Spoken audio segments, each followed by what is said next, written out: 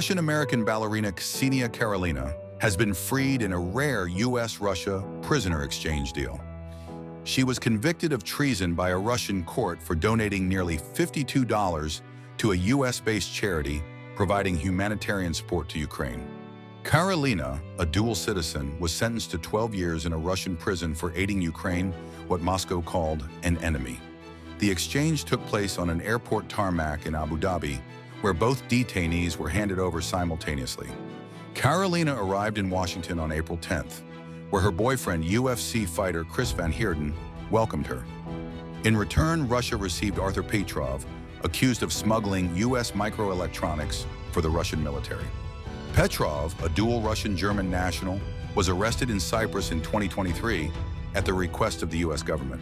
This is already the second such exchange in the past few weeks.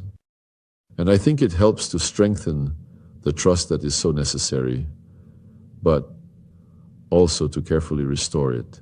It will take a very long time. We will firmly proceed from our national interests, our contacts with the Trump team, in particular, the meeting in Ireland with Secretary of State Rubio and the National Security Advisor. The security wolves showed that the fundamental understanding of the necessity for dialogue, and while maintaining each side's commitment to their national interests, it exists. Such an approach is possible, I believe, but one should not be deluded. However, aiming for normalization based on mutual recognition and respect for each country's national interests is quite realistic and necessary. It will not entail, it should become a consequence of lifting sanctions on Aeroflot. We made such a proposal at the mentioned meeting in Iliad over a month ago. The Americans received it, but so far no reciprocal step has been seen from them. As per a U.S. official, Special Envoy Steve Witkoff raised Karelina's case in a recent call with Russian President Vladimir Putin. Putin agreed to the exchange, reportedly as a goodwill gesture signaling interest in ending the Ukraine war. U.S. President Donald Trump publicly thanked Russia for the release and credited UFC Chairman Dana White for flagging the case. What does the U.S. plan on doing to China to combat that? We'll look into it, but I think beyond that, we're really looking to get that war stopped. They're losing 2,500 and even more than that young people a week. They're Russian and they're Ukrainian. They're not American, but they're people. And we're seeing if we can get it stopped. And I think we're making progress. I appreciate the ballerina who was released. It was at the request of a very good friend of all of ours, actually. Dana White called me and he said it's the friend or the relationship of one of the fighters for UFC or one of the fighters. And Dana's an incredible guy, and we spoke to President Putin about it, and they made a deal. They released the young ballerina, and she is now out, and that was good, so we appreciate that. We hope that we're going to be able to make a deal relatively soon with Russia and Ukraine to stop the fighting.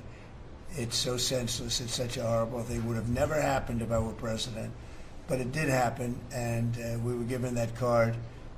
And I think we're going to get it. I think we're going to get it stopped. Got to get going. We got to get it. We have to move it faster. Likewise with the hostages, we're making progress. There's 59 hostages, but only 24 of them are living, and that's the way it's been presented to me by the mothers of some of the dead, mothers and fathers of some of the dead hostages, and they want the bodies of their baby, as they say, their baby, their young boys. They want them back as much as if they were alive. It's amazing, because when I met the hostages 2 weeks ago here, I couldn't believe what they had to go through, by the way. But when I met them, they said, yeah, there's 59, but 24 are living. And they actually consider, I guess if you're a parent, you do consider it this way, that the remainder who are dead, the 24 that are alive, the remainder that are dead, they want them back just as much as they would want them back if they were alive. It's really pretty amazing and pretty sad. So we're getting close to getting them back. We have a lot came back. A lot of people are very grateful. And some came back in pretty bad shape. Some came back, they're okay. I think they're going to be scarred mentally for a long time, because if you sit down and talk to them, as I have, what they went through is incredible. But we're making progress.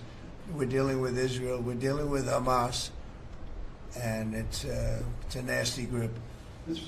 President, how close are you to the first country coming to actually make a deal with the United States over tariffs? Is it days, months? Well, I think it's very close, but we have to have a deal that we like. We don't want a deal that's going to be a bad deal, or I could make every deal in one day if I wanted to. I could do this in one day. I could just say, here's what we'll do. And I was saying to the people before, to Scott, mostly to Scott and Howard, and some of the other people that work with us on the negotiations. We have a lot of law firms that have paid me a lot of money in the form of legal fees. We're going to probably use those firms to, if we can, I think we can. I'll make a contribution to the country, but they're great firms. They're the best firms, the biggest, and really the most prestigious.